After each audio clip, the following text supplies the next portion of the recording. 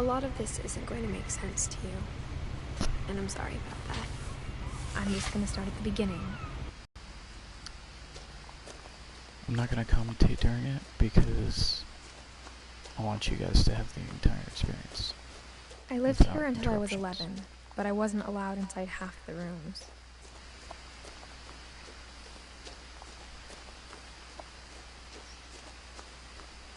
"7 years ago, marked urgent, open immediately." I hadn't been back since my brother Lewis's funeral.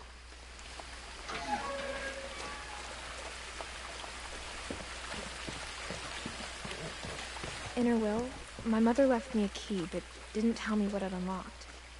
Maybe she thought I'd know, or she thought that the mystery would be enough to bring me back.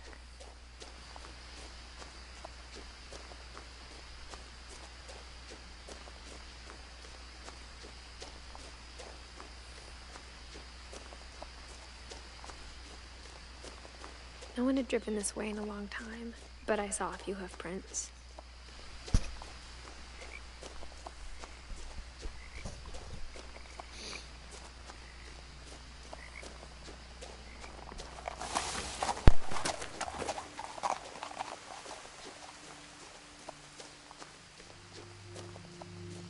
The truth is, even after I inherited the house, I never thought I'd come back to it.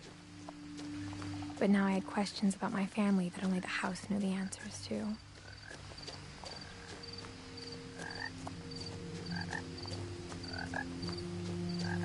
The house was exactly like I remembered it, the way I'd been dreaming about it.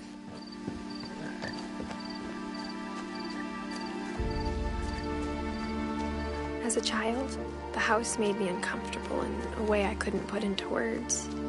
Now, as a 17-year-old, I knew exactly what those words were. I was afraid of the house.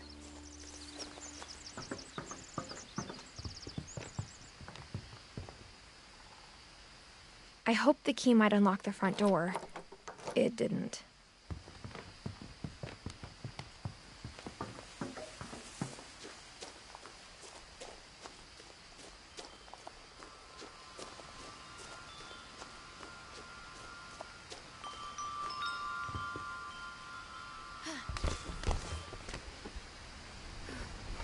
Crawling through the doggy door used to be a lot easier when I was 11.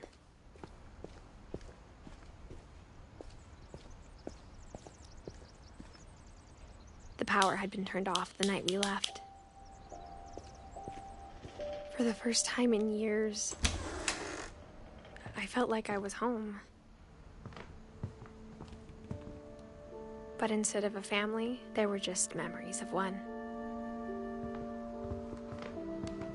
Like how only one restaurant would deliver to our house, so we had Chinese a lot.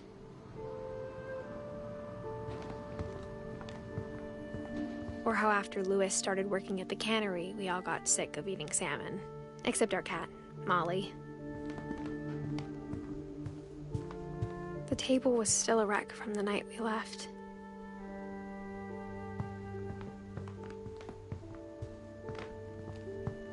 My mom was the only one of us who could imagine Great-Grandma Edie living in a nursing home. Nothing in the house looked abnormal. There was just too much of it, like a smile with too many teeth. Mom always told me to stay out of the basement, so I wasn't too surprised when the key didn't fit.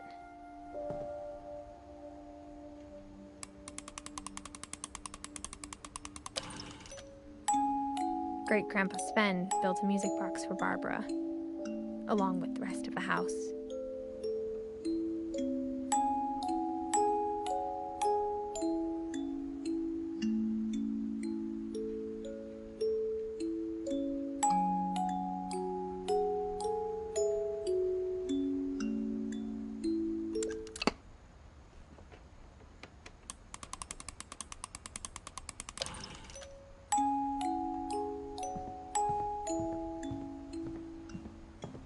A lot of things got left behind in the whirlwind of that last night.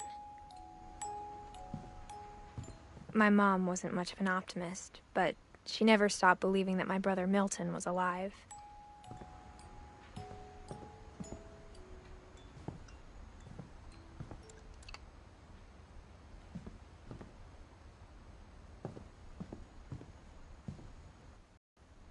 Then Edie retaliated and drilled peepholes.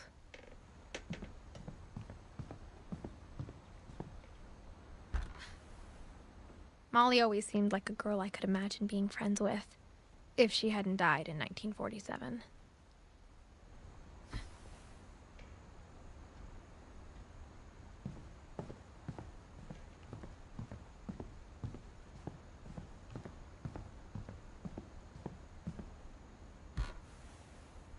The last time I was in Edith Sr.'s room, I was 10 and she was painting my portrait.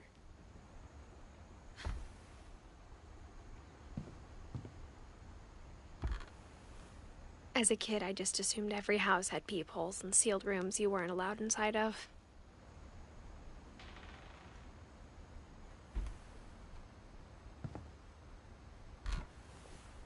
My Grandpa Sam spent 7 years sharing a room with his dead brother, Calvin.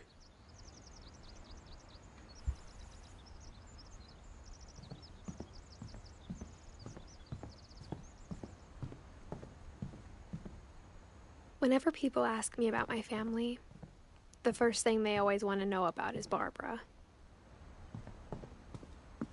Mom must have locked the third floor stairs on the night we left.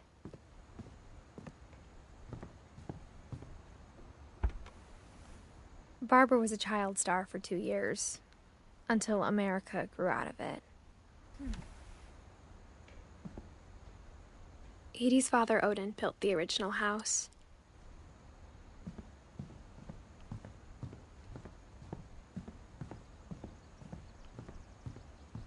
I spent a lot of time playing in Great Uncle Walter's room. I think my mom sometimes regretted not sealing it up. Lewis told me there were secret passages, but I never believed him.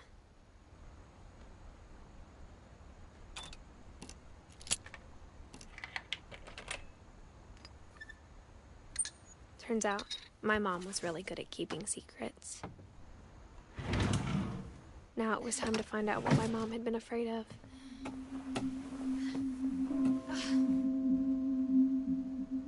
Reading this, maybe it sounds like I had a plan, but I had no idea what was behind that door.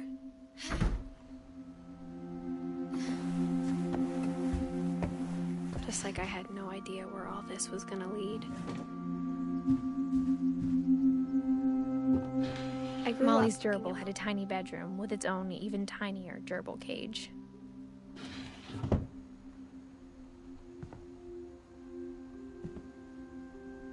Being inside for the first time, I felt like I'd stepped behind a painting.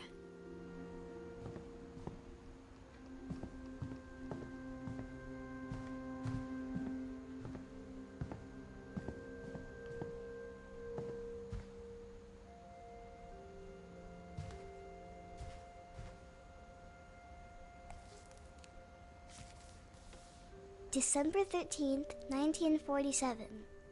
Dear Diary, I'll be gone soon, but I wanted to tell somebody about what's gonna happen. It started when Mom sent me to bed without dinner.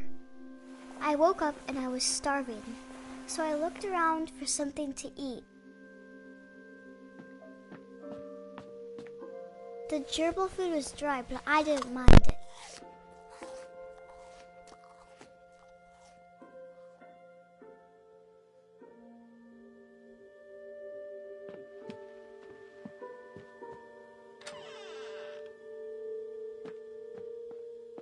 I kept eating and eating.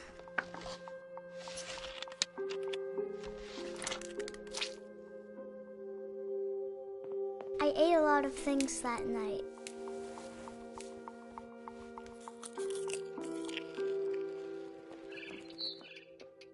Then I heard chirping outside my window. It was a barn swallow going back to her nest. I reached out for her.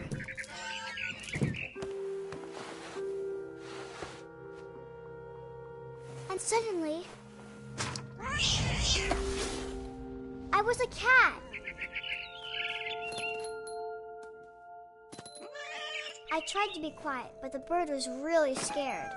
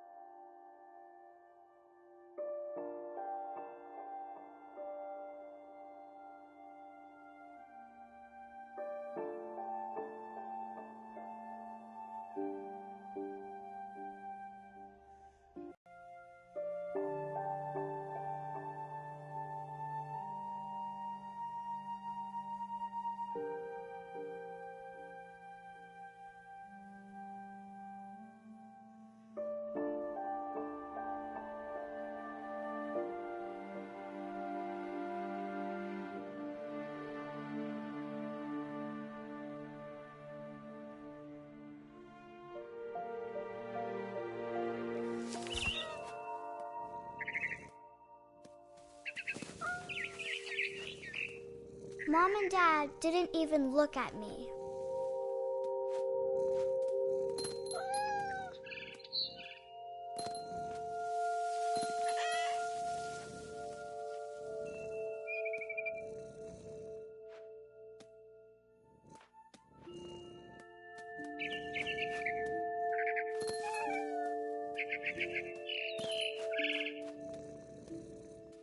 I jumped and I almost got her.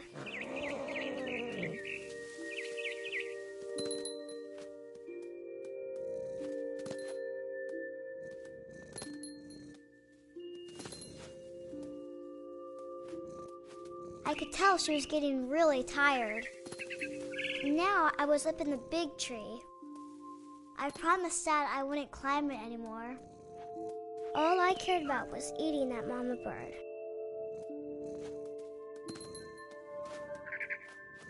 I gobbled her up. And suddenly, I was an owl. First, all I heard was the wind. Then I heard little teeth nibbling in the grass.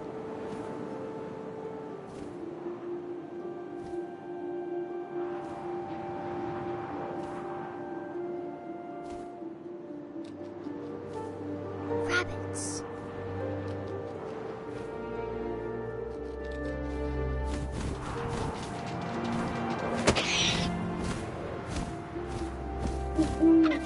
I imagined his face looking up and seeing mine through my talons.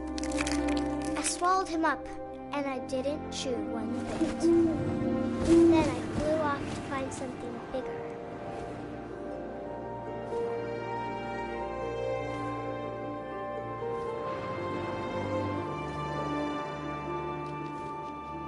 A mama rabbit.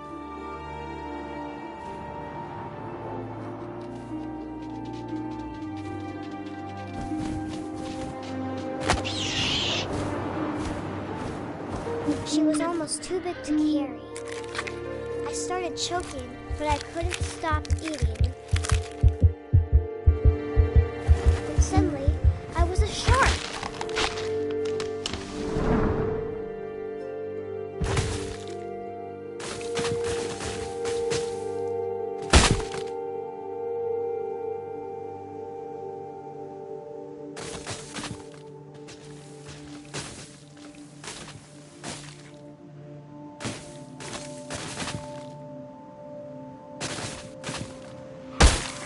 I rolled off the cliff and into the ocean. Now, I was hungrier than ever.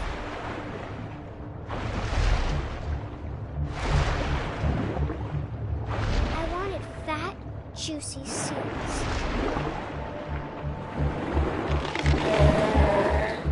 I tore off her flipper, and it tasted really good.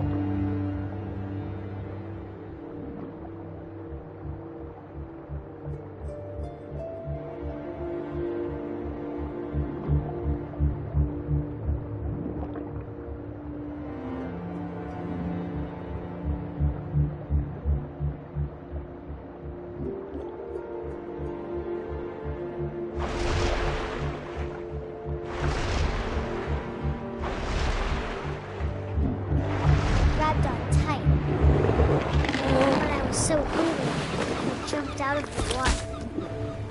When I opened my eyes, everything had changed.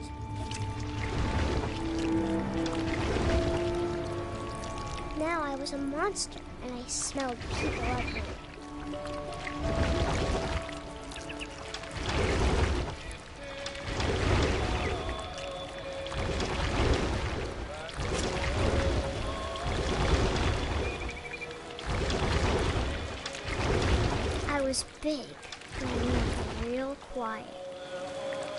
I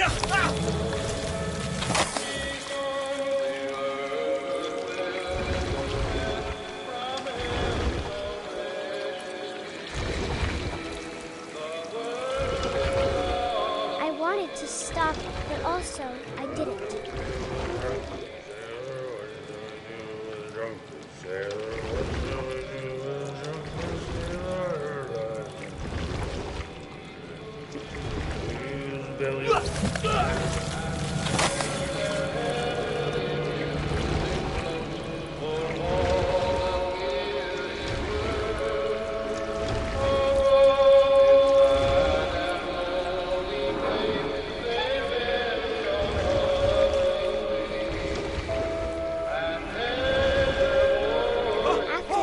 Passenger, I was still hungry.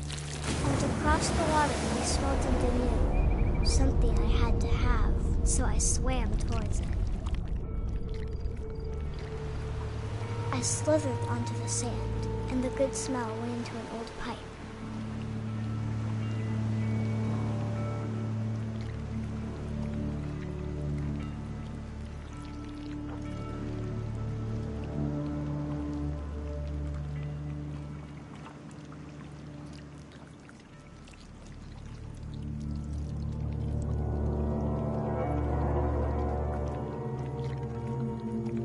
I got closer and closer.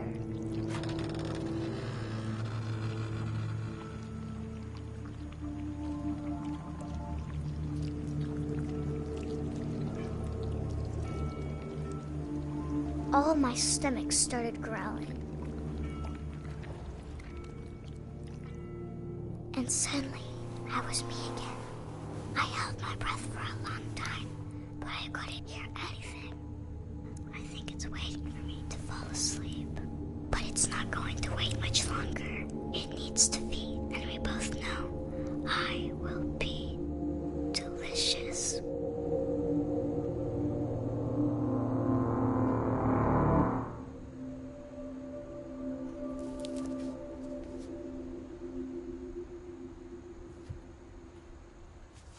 But I'm sure Edie would have.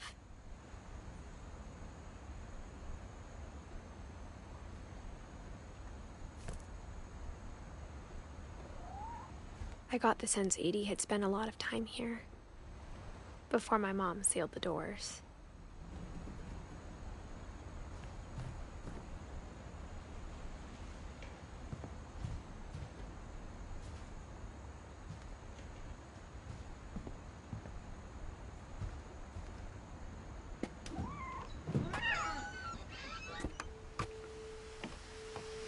This will be obvious later, but my mom never told me any of these stories. Edie would have, but Mom didn't like bringing up the past. Though, when we adopted a stray kitten, she was the one who named it Molly. I spent a lot of time in Great-Grandma Edie's room. Her room was like a museum. For 500 years, the Finches have been famous throughout Norway for their fortune. And misfortune. Odin Finch buries the latest victims of the family curse, his wife Ingeborg and their newborn son, Johan. On January 7th, 1937, he set sail with his family and his house, hoping to leave the curse behind. But 40-foot waves off the coast of Washington send the house and Odin to the bottom of the sea. Odin's daughter Edie, with husband Sven and baby Molly, step ashore on their new home, Orcas Island. Odin Finch is the first to be buried in the new family cemetery. His daughter Edie is already dreaming of a new Finch house.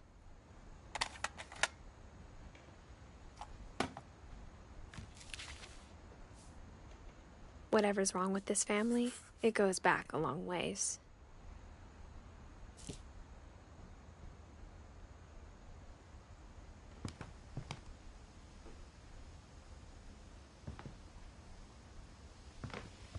Louis died a week before we left, but Edie had already started to memorialize him.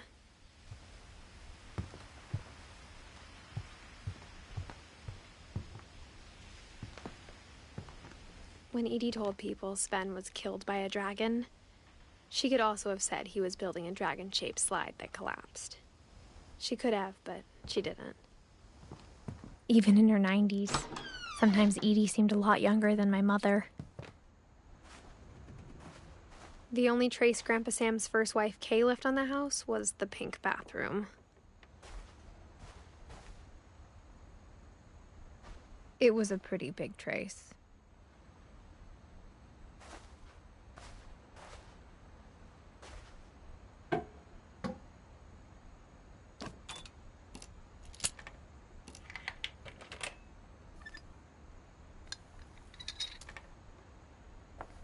There's a secret in this bathroom.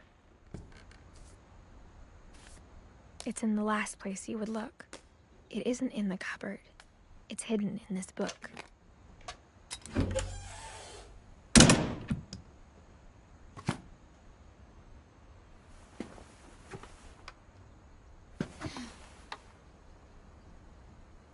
Sven gave Sam an old camera he'd refurbished. He never put it down.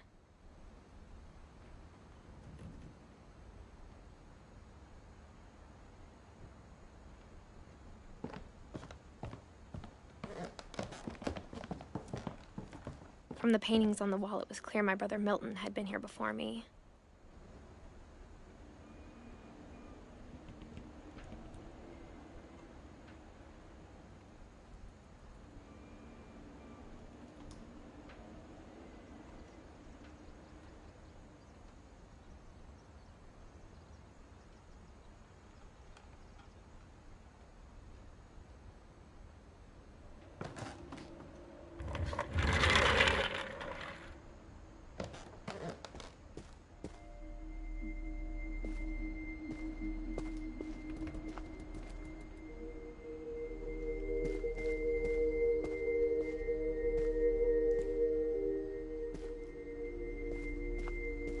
I knew Grandpa Sam had a twin,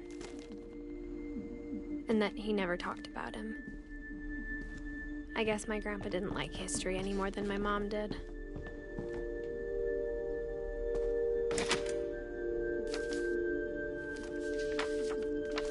How I Want to Remember My Brother by Sam Finch. The thing I remember is that when he made up his mind, that was it. My brother said he'd die before he ate another mushroom, and he did. At Barbara's funeral, we swore he'd never be afraid again, and he wasn't. I think Calvin always wanted to fly. Sam! Calvin! Dinner's ready! Coming! But that day, he finally made up his mind to do it. I told him going around was impossible.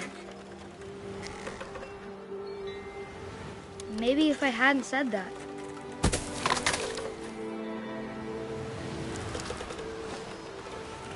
Calvin! I'm not gonna tell you again!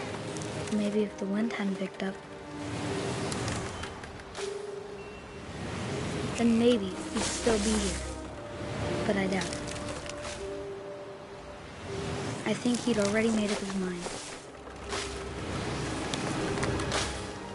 That's what I want to remember about my brother.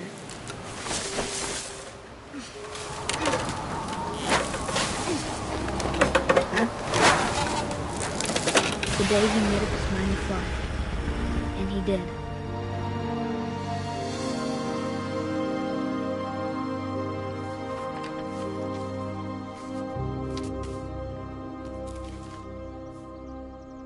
Calvin's story felt strangely familiar. When I was younger, I remember trying to do the exact same thing. After the funeral, Edie roped off Calvin's half of the room. Mom said Grandpa Sam enlisted at 18 and never set foot in the room again.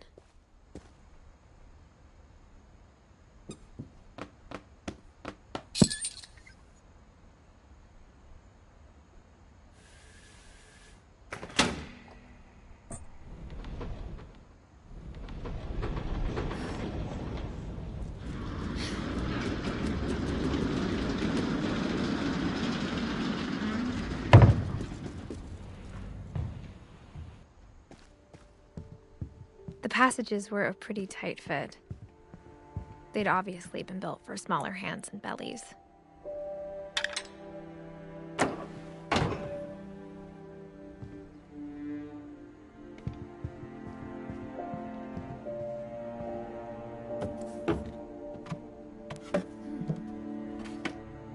Growing up, I always thought of Barbara as a child star.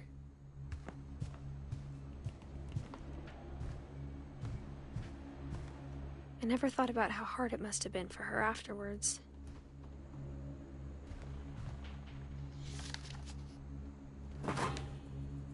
Of all the stories people wrote about Barbara's death, I'm surprised Edie saved this one.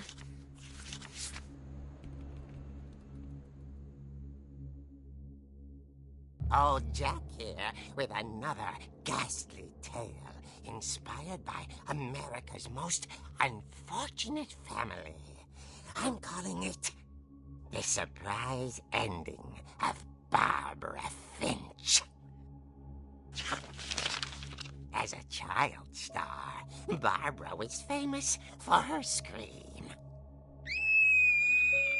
Now at 16, she was all washed up. A has-been. But in a lucky break, she'd been asked to perform her signature scream at a local convention for monster movie fans. It was just the boost her career needed. Unfortunately, her scream hadn't aged well. Getting better. I think you just need the right motivation. Her biggest fan and current boyfriend, Rick, was about to demonstrate when... Sven, he'd slipped into a table saw and had to be rushed to the emergency room. So Barbara got stuck babysitting her youngest brother, Walter. Her convention comeback was canceled. Okay, I'm hearing frustration, but I'm not hearing terror. What if I tried... A gang of hoodlums in Halloween masks have been terrorizing Orcas Island tonight. Police are urging residents to... That came from the basement. You're right!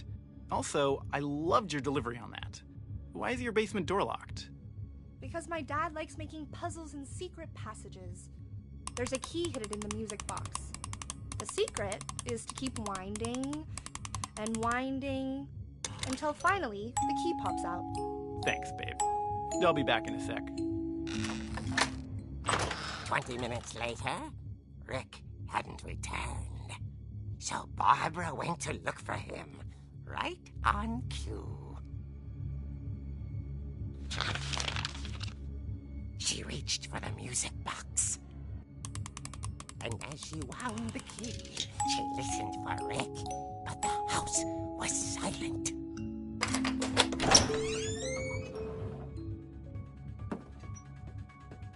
Rick? She found Rick's crutch and imagined the worst.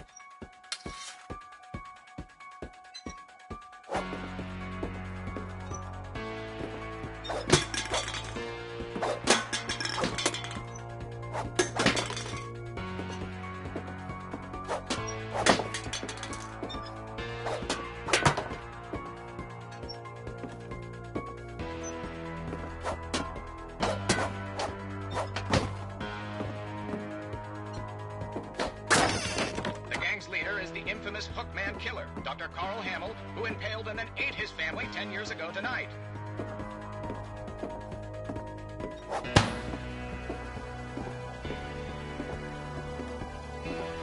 The old fridge rattled and grew still. Oh, dear! Oh! Rick? Barb, relax. I was just trying to scare you to help you find your scream. Well, I'm not scared, Rick. I'm furious. Then act furious. All I'm getting from you now is that you're hurt and confused and you're... She threw him out, but she kept a little something to remember him by.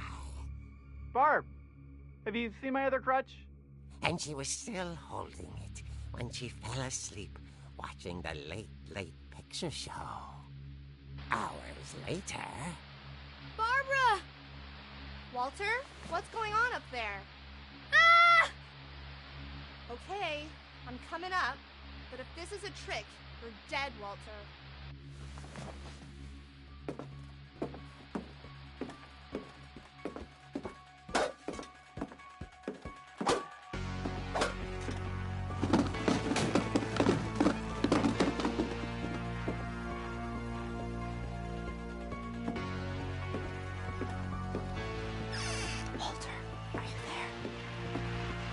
Walter had vanished, but his bedside radio was still on. Orcas Island police describe the man as 6 feet tall, with a steel hook for a hand. Residents are urged to lock all doors and windows and notify the police of any suspicious activity. Barbara turned, saw the hook man, and was speechless. He was quite smashing.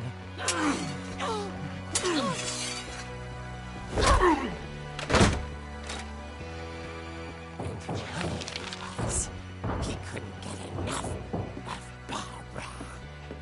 Okay, Barbara, there's gotta be another way out of here. That night, she played her part beautifully.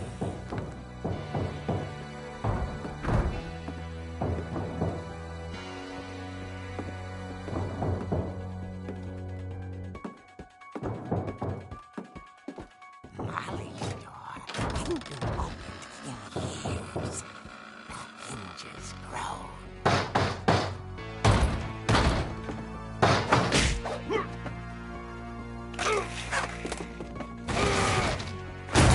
He wasn't moving, but she sensed the story might not be over yet.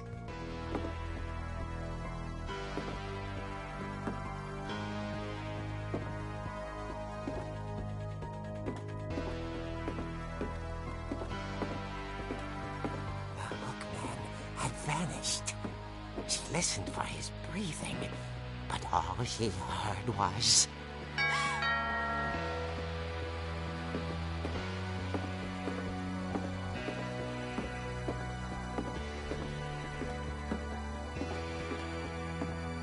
At the door, she heard whispering. It was coming from inside the house.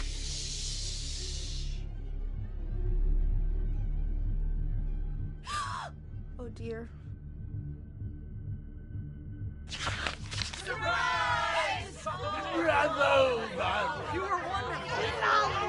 The monsters had come to surprise her. For Barbara, it was a dream come true. Then she saw what kind of monsters they were, and she realized what was about to happen. She was going to be famous. And with her final breath, Barbara Finch gave the performance of her life.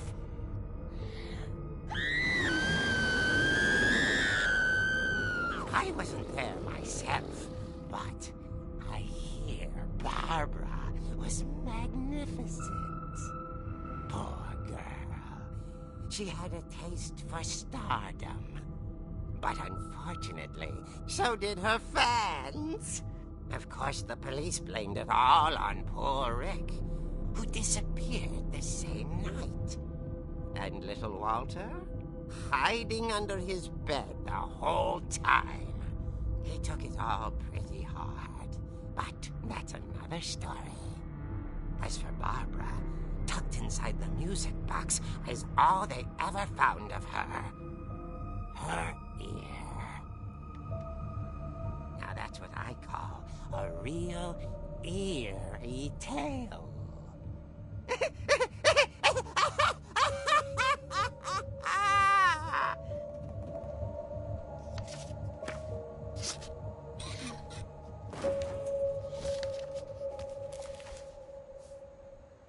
Edie told me all Barbara wanted was to be remembered, as absurd as that comic was.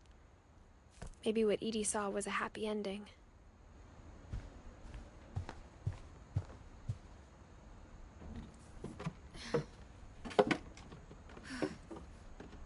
I guess now I know why Mom didn't like me playing with the music box.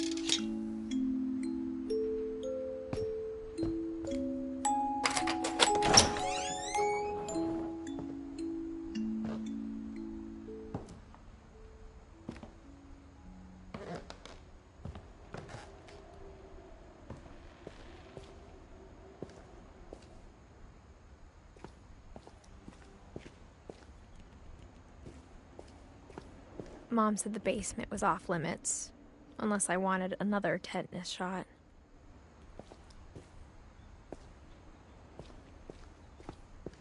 I saw Edie sneak down to the basement once, carrying packages. I thought maybe she was hiding presents. It turned out she was hiding a lot more than that.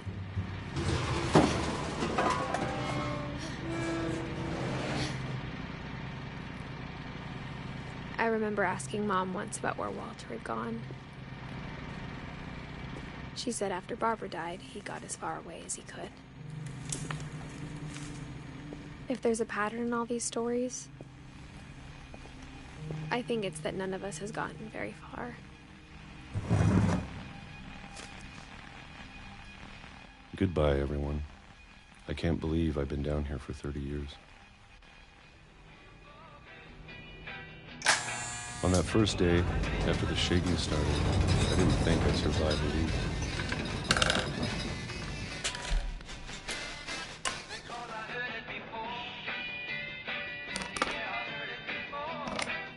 But after a few days, I settled into a routine. That's what kept me sane.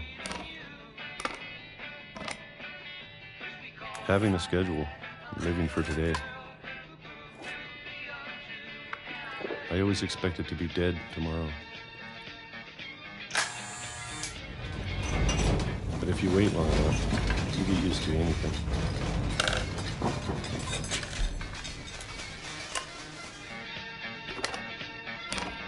Even a monster on the other side of the door starts to feel normal. Almost friendly.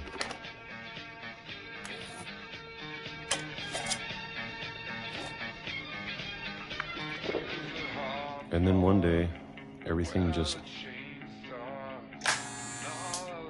stopped. Whatever that thing was, it was gone. Maybe it got tired of waiting. Or maybe I just got tired of being afraid.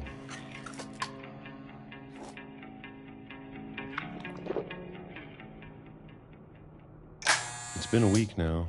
The long done waiting. I have to leave. Well, I still can.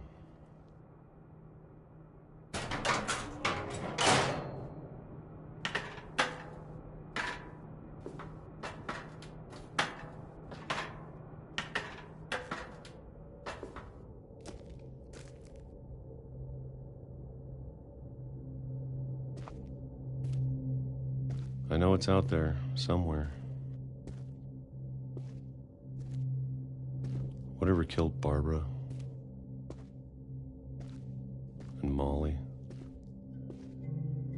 and Calvin. Maybe this is all a mistake. But I need to stop living the same day, even if it kills me.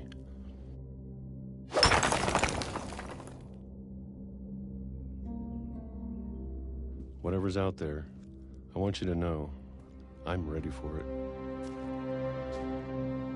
I'm going to appreciate all of it, especially the food. I don't mind if I only have a year left, or a month, or a single week. I'd be happy with one new day. I can already imagine the sun on my face.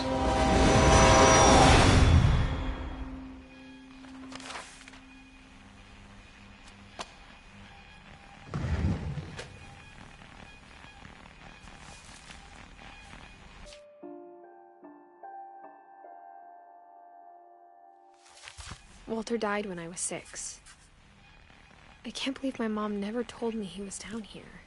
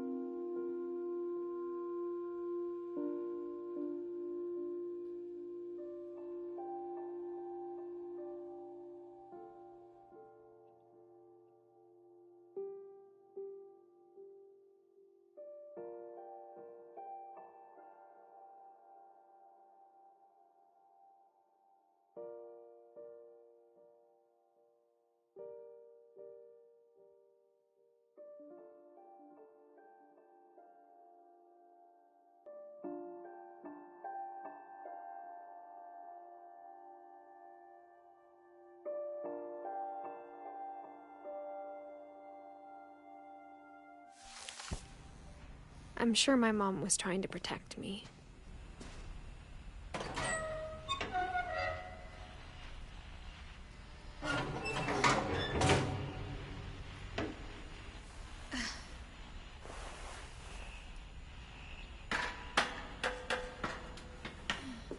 Maybe she was afraid I'd end up like Walter. But if she never told me about an uncle under the house, I can only imagine what else she was hiding. I don't want to make the same mistakes she made, trying to bury something that's still alive.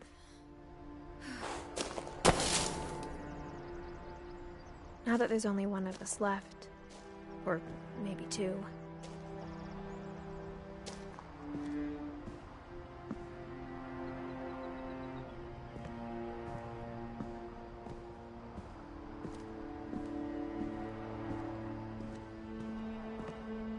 I thought it was time I heard the stories for myself and found out what happened to everyone else. But now I'm worried the stories themselves might be the problem. Maybe we believed so much in a family curse, we made it real.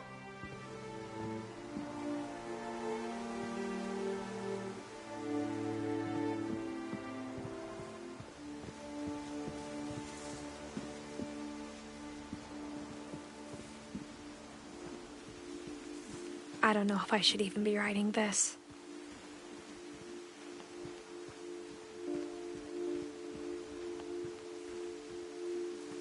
Maybe it'd be better if all this just died with me.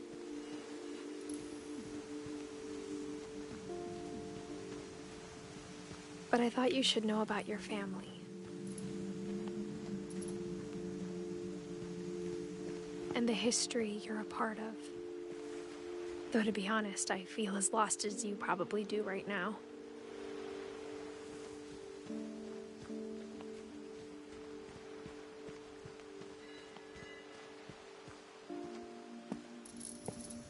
I think the people in these stories believed them, for what that's worth.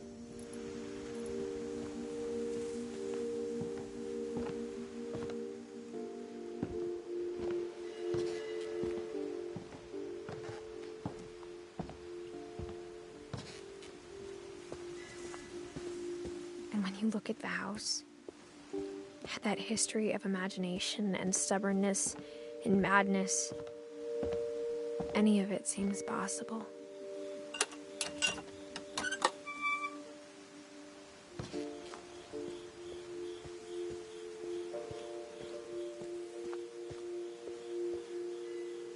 I think we've been surrounded by death for so long, we've just gotten used to it. What kind of family finishes building a cemetery before starting the house?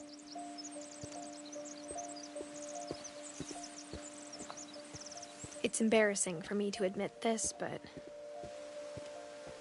the pet cemetery made me more uncomfortable than the human one.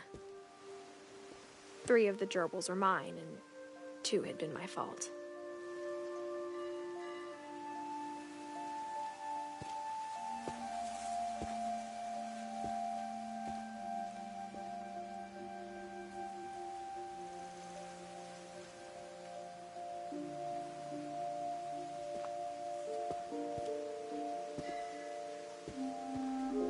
Sven built the house, but it was Edie who designed the cemetery.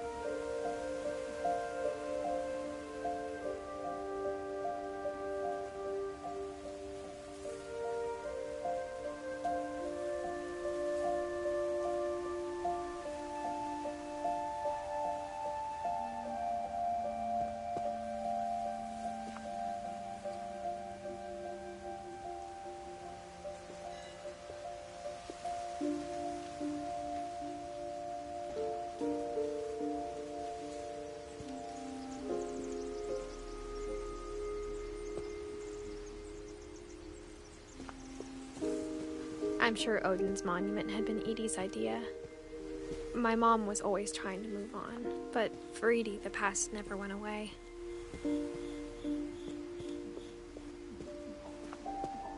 She could see it poking out of the water at low tide.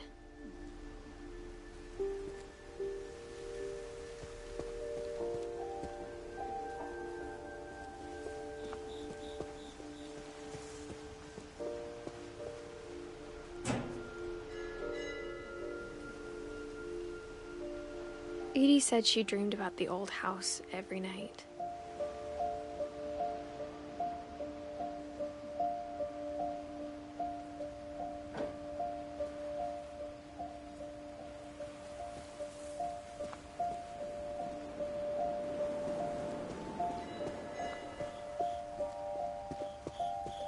Edie's side was always easier for me to understand. But the older I get, the more I can see where my mom was coming from. Her dad had been pretty strict, but it wasn't enough to save her brothers. She was just trying to do better.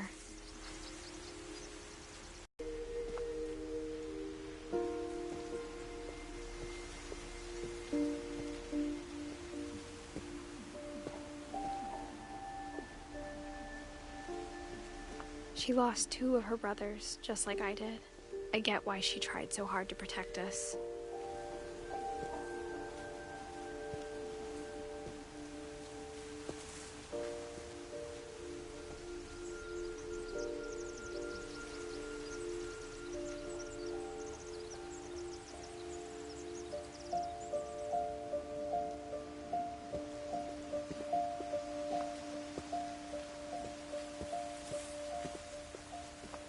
There's so many things I wish I could ask my mom now. Part of me thinks this is what she wanted all along. For me to come back someday and find everything out for myself.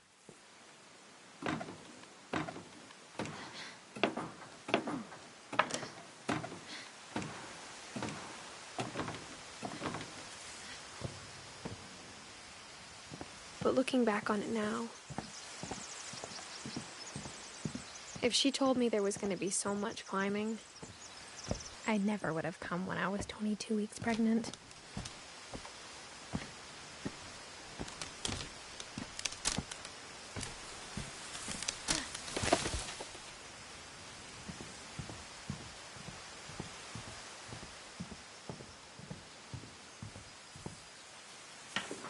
I never met Grandpa Sam, but I think he and my mom had a lot in common.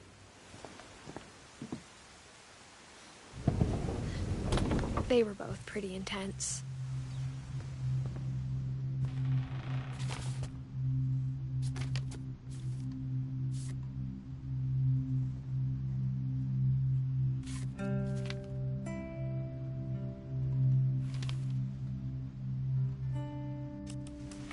Dawn, I promise, you'll never forget this weekend. Yes, sir. Perfect. It's gonna rain the whole weekend, isn't it?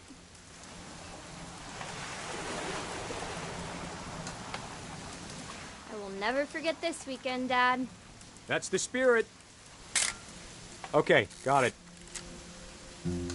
I'm gonna take some pictures, okay? Just be careful. That camera's older than you are. Hey! That's a keeper. Definitely should not have drunk all that coffee. I'm just saying, I'm not always gonna be here, Don. You'll need to remember this stuff, if you want to survive. I'll be fine, Dad. You know who else thought he was gonna be fine? Some guy who died. Dad! Good eyes, Don. Before you take the shot, let me get a picture of him.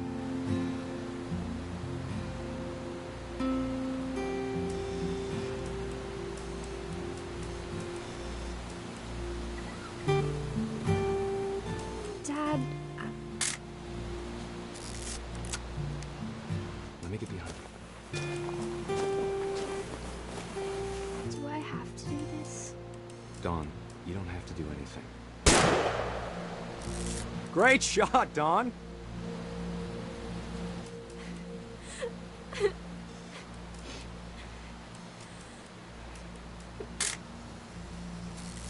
proud of you, Dawn.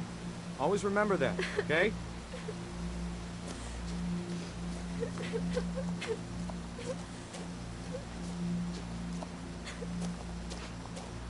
Dad, it's twitching.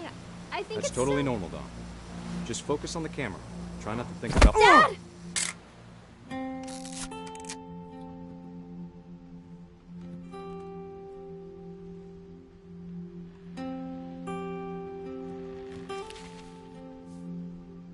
Of all these stories, that's the one I wish most that my mom had told me.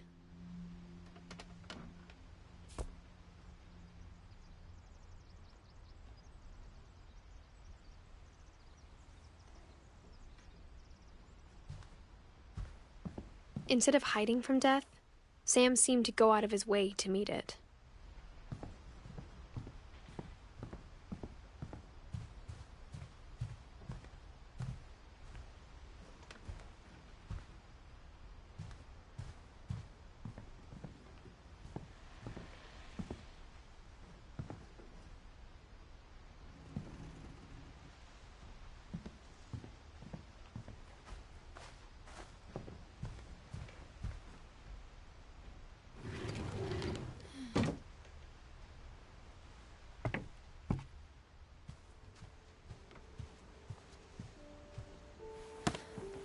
After Sam died, my mom and Edie got really close. They'd both lost a lot.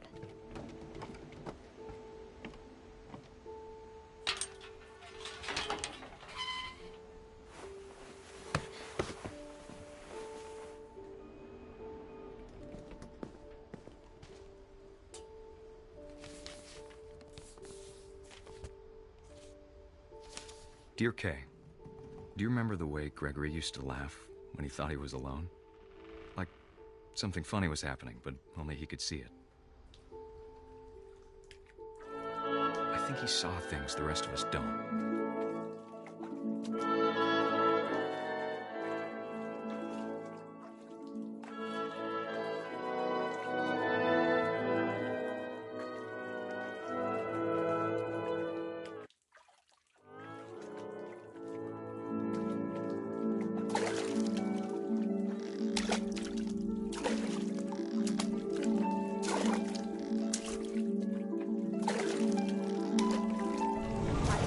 Gregory, it's time to...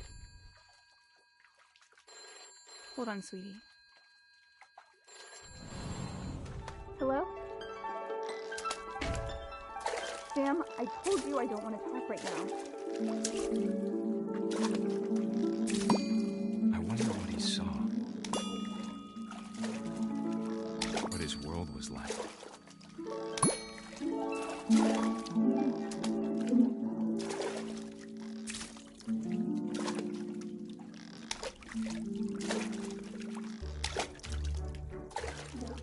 He reminded me so much of Calvin. Lost in his imagination.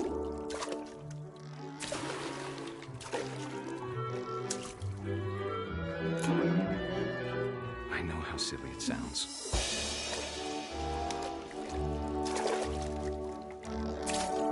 But I worried about a baby being too happy.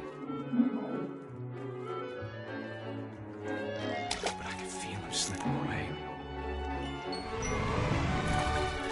Sorry about that, Gregory. I know you did everything you could. Maybe if I hadn't called that night. Damn it. Hold on, I don't want Gregory to hear this. I wish he could have told us about the world he saw.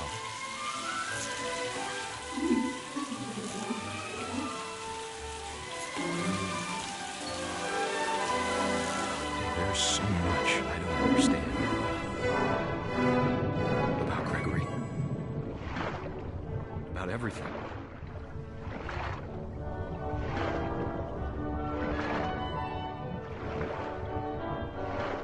But I know what happened wasn't your fault.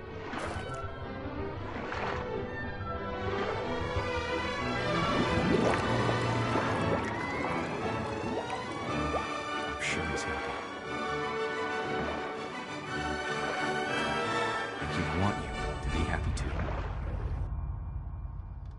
Good luck, Kay.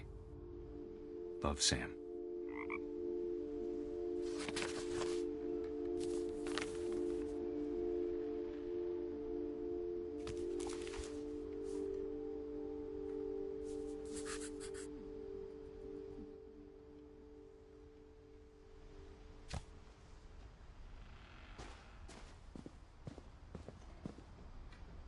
I can't imagine my mom ever writing poetry, and yet... A poem for Gus, who always said the wedding was a bad idea.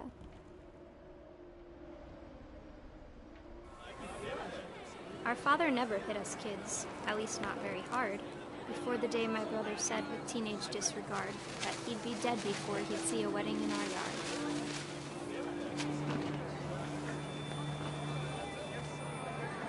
My father made him come, of course, but Gus stood far apart, just flew his kite and bottled up the storm inside his heart.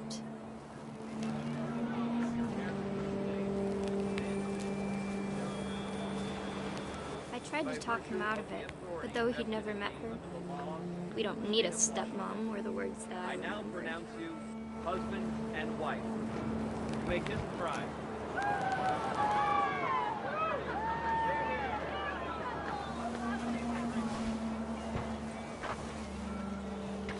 When the time for photos came, Dad ordered him to come here.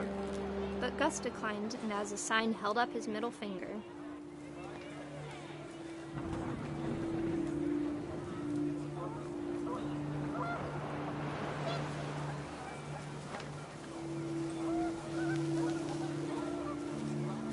The wind picked up, and panicked geese appeared and quickly went.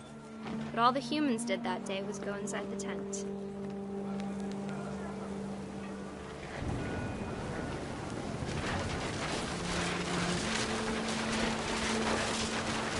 Rain came down in buckets then, but no one seemed afraid that nature might destroy the tent our dad had crudely made.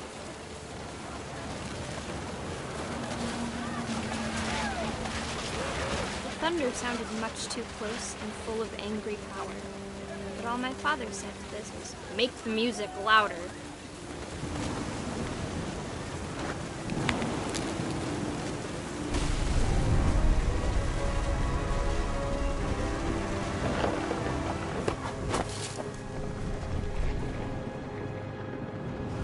I wish that I could truly say I thought about you on that day. Out there on the beach alone, just you, the wind, the sea, and foam. But I didn't, until we found you.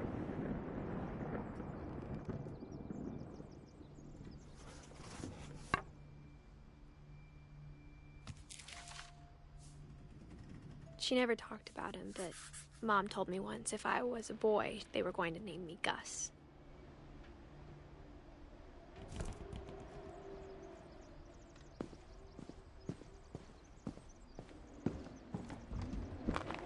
My mom moved up to the loft after her brothers died. At the time, it was as far away as she could get.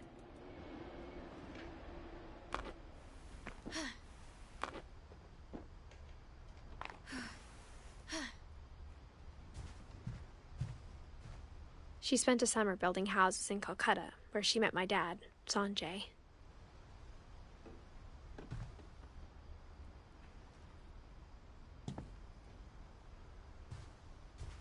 Religion was another thing my mom never talked about, but I think it helped her a lot after her dad died. My mom moved to India a week after graduation and got a job teaching English. Louis was born a year later.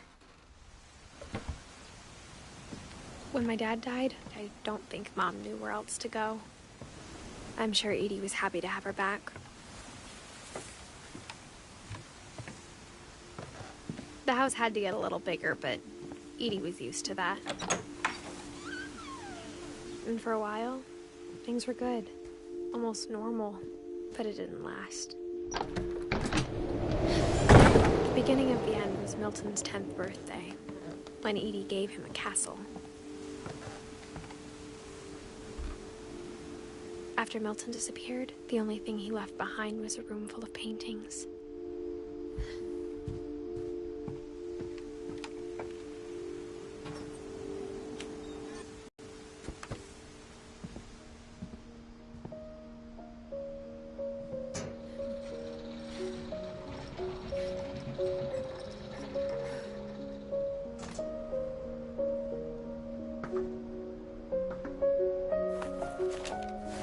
Milton Finch in The Magic Paintbrush.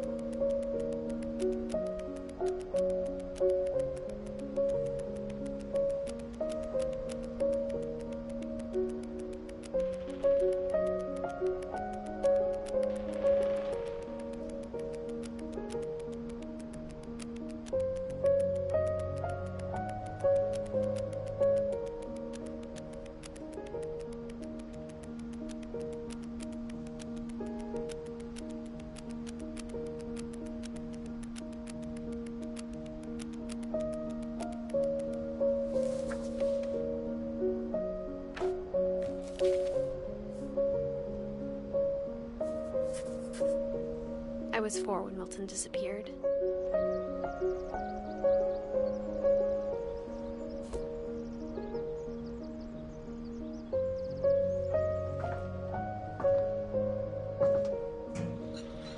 Mom spent months searching for my brother. Then she sealed the doors.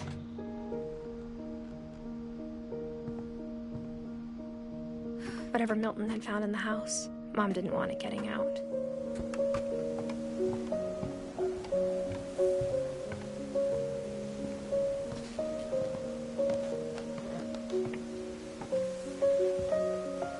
Mom definitely blamed Edie, but I think Louis blamed himself. After he graduated, he just spent more and more time in his room. Until Mom got him a job at the cannery. Everyone always told me to stay out of Louis's room. Except Louis.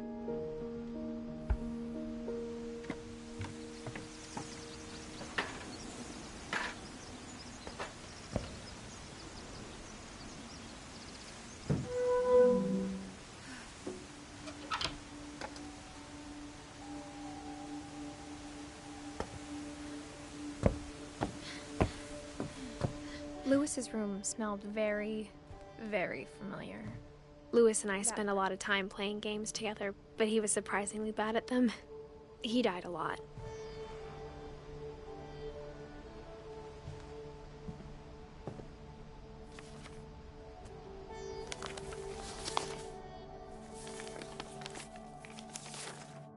Dear Mrs. Finch, as Louis's psychiatrist, I can understand your desire for an explanation. As I see it, the trouble began in January, shortly after we convinced your son to seek treatment for substance abuse. Newly sober, I believe Louis first noticed the monotony of his daily life.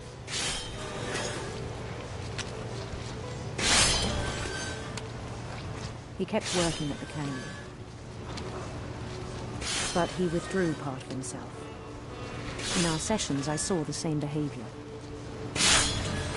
His mind began to wander. I asked him to describe it. He said he started small,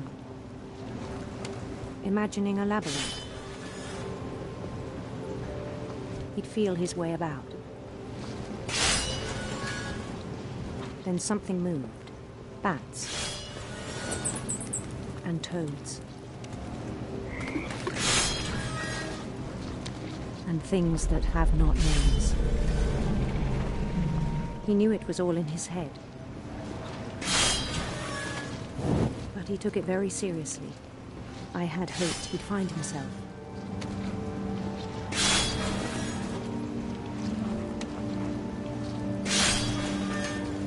But he found something more. I worried about him then. Daydreaming at the cannery. I spoke with his boss. But he said Louis had become a model employee. Methodical, tireless, focused.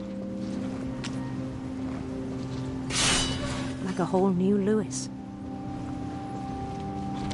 So I let him go on.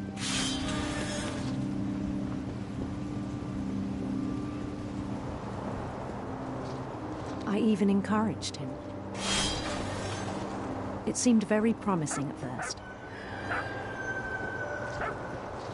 He told me he'd made a new friend.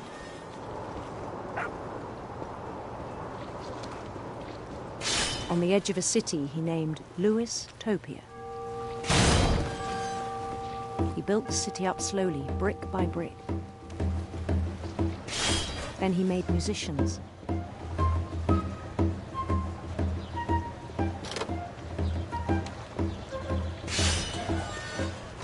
And songs for them to play. He talked about starting a band. And he was always humming something.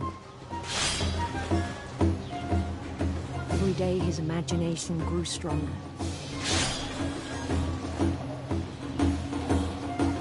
He no longer spoke at the cannery. But his chopping was as reliable as ever. Then one day it struck him that all the cheering crowds, even the stones under his feet, were all in his imagination, so he could do whatever he wished.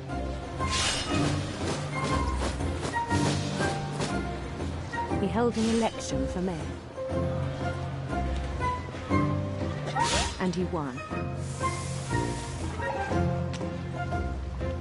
They begged him to stay, but his mind was already wandering.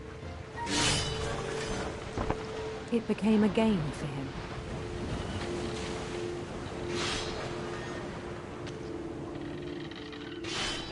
He'd conquer a city, then immediately push on.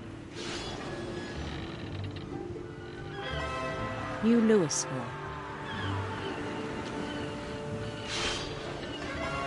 St. Louis. He started drifting away from our reality.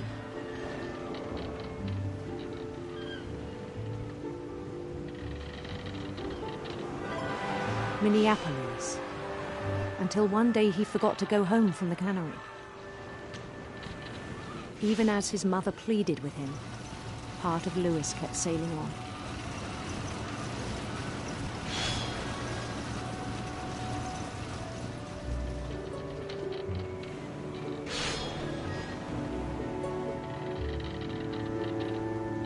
In Louisburg, he heard rumors of a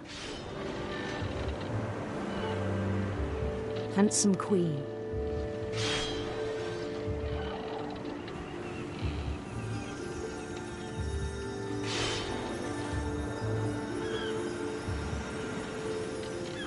The queen was on her own quest for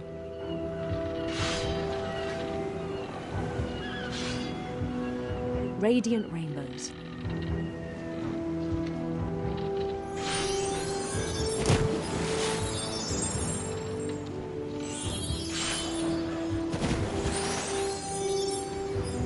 He followed the sound of her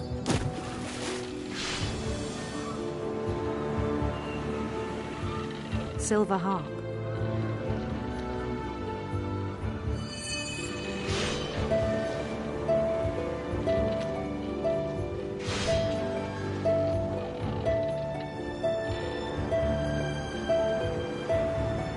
His chase led him to a golden palace east of the sun and west of the moon. Even then, his logic remained sound. He knew the world was all in his imagination.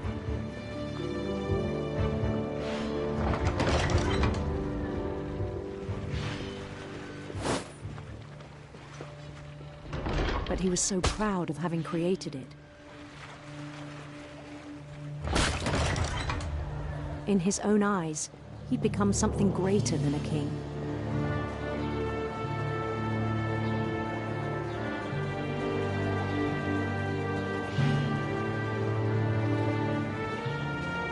For someone who'd never known success in the real world, I think it was overwhelming. And then it struck him that the real Louis was not the one chopping salmon, but the one climbing the steps of a golden palace.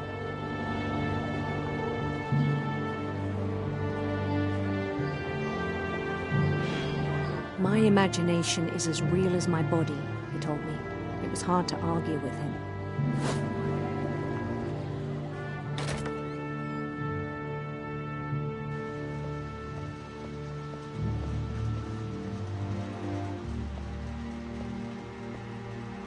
He began to forget the world we know.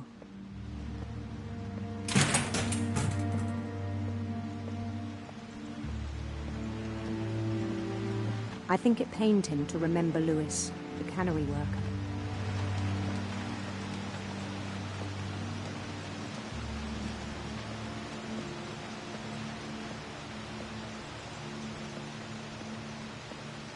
He began to despise the man with a royal contempt.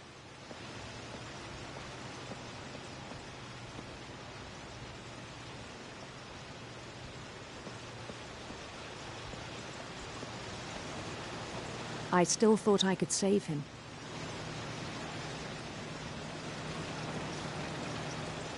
Even after he said he was being crowned king over all the lands of wonder.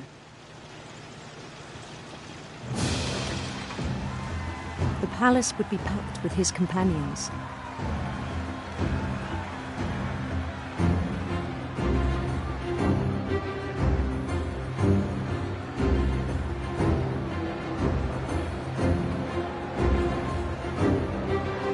Including the wise Calico who had insisted on advising him.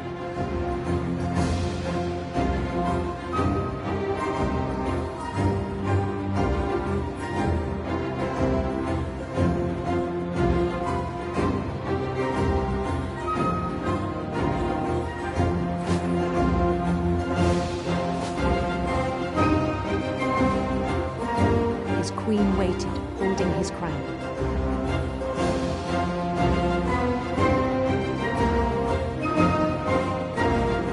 There was only one thing left to do.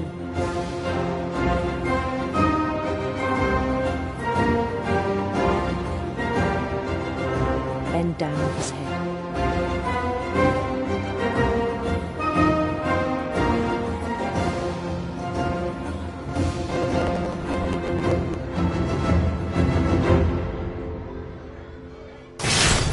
And the rest I think you know. Mrs. Finch, your son was a kind man who will be missed by all of us who knew him.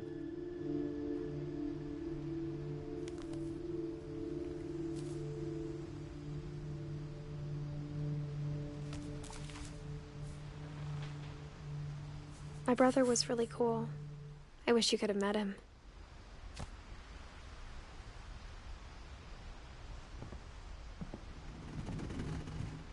He was so proud of being Indian. I think for him, it was a way to be something other than just a Finch.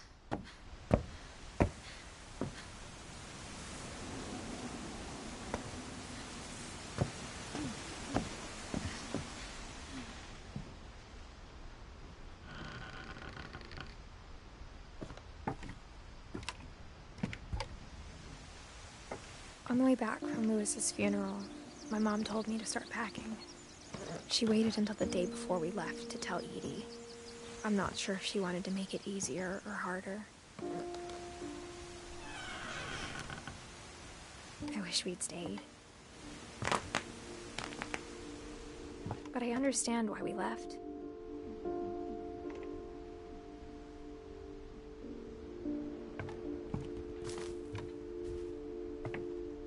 My mom ended up leaving everything behind.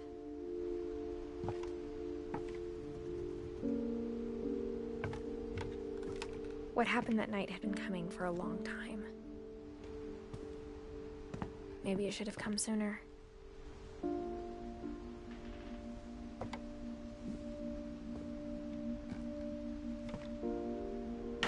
But it had to end one way or another. All that's left now is to tell you about that last night.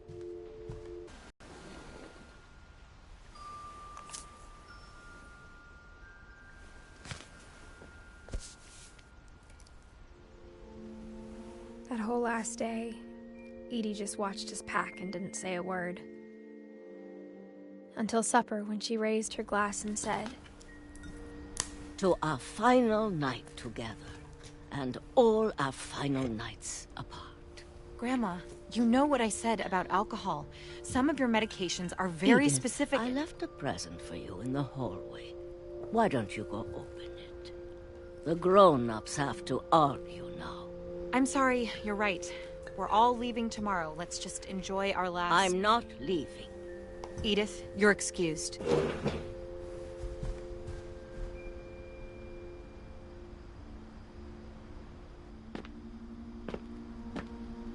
The power had been shut off that morning, but Edie always had plenty of candles.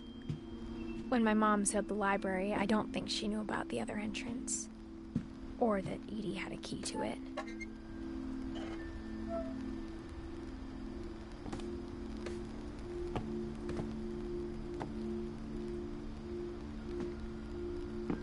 That thing you're afraid of isn't going to end when you leave the house. Edith has a right to know these stories. My children are dead because of your stories. I think it's best if Edith and I leave tonight. We'll have the nursing home send a van for you in the morning. Okay? Dear Edith, there's so many stories I wish I could tell you, but there's only time for one. This is about what happened on the night you were born. That night, the tide went way It was the first and last time I ever saw the old house aground. There'd been an earthquake out in the middle of the ocean. They called it the lowest tide in 1,000 years. God, it smelled awful. You know, I've seen that house every day of my life.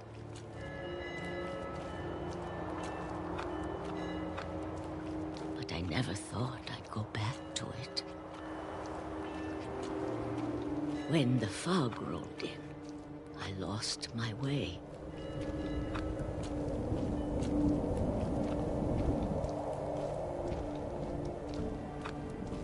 I got turned around.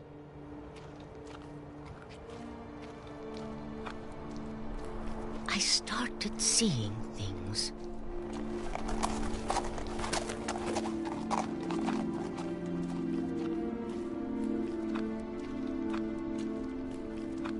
Things I'd forgotten had ever existed.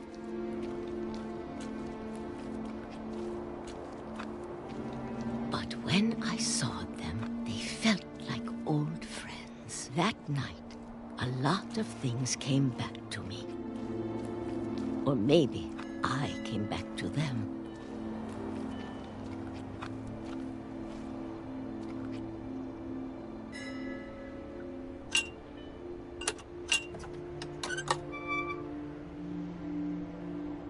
Things I can't explain, but that I need you to try and... Edith, what are you doing in here? It's mine. Edith! Mom, you're gonna rip it! Let go! I kicked and screamed, but Mom dragged me to the car. I never saw Great-Grandma Edie again. The next morning, the van came to pick her up, but she was already gone. After that, we moved around a lot.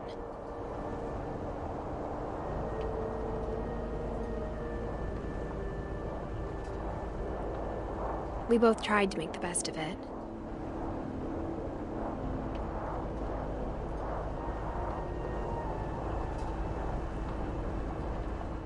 A few years went by.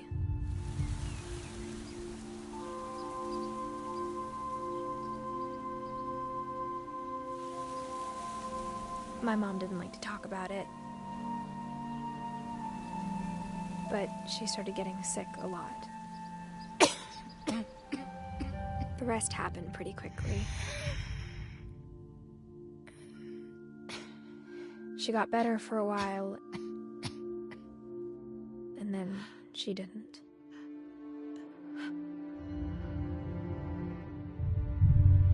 And then I was alone.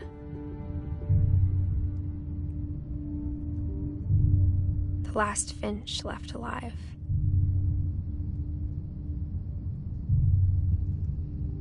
Until I found out about you. I'm still not sure what to tell you about all this. If we lived forever, maybe we'd have time to understand things. But as it is, I think the best we can do is try to open our eyes. and appreciate how strange and brief all of this is.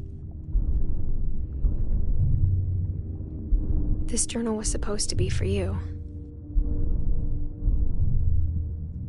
But now I hope you'll never see it. I just want to meet you and tell you all these stories myself. But I guess if you're reading this now, things didn't work out that way.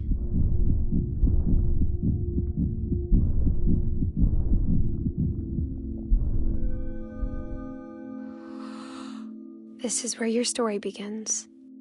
I'm sorry I won't be there to see it. It's a lot to ask, but I don't want you to be sad that I'm gone. I want you to be amazed that any of us ever had a chance to be here at all. Good luck.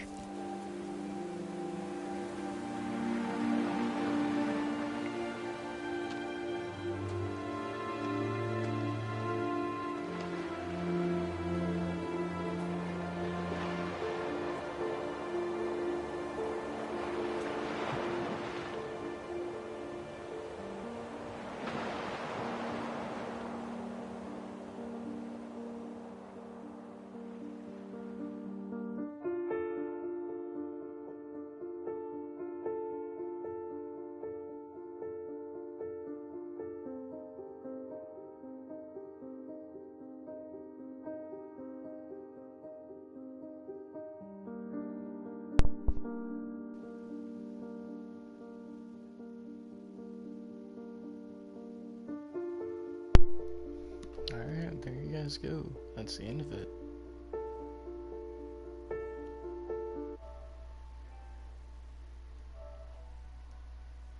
See you guys in the next video.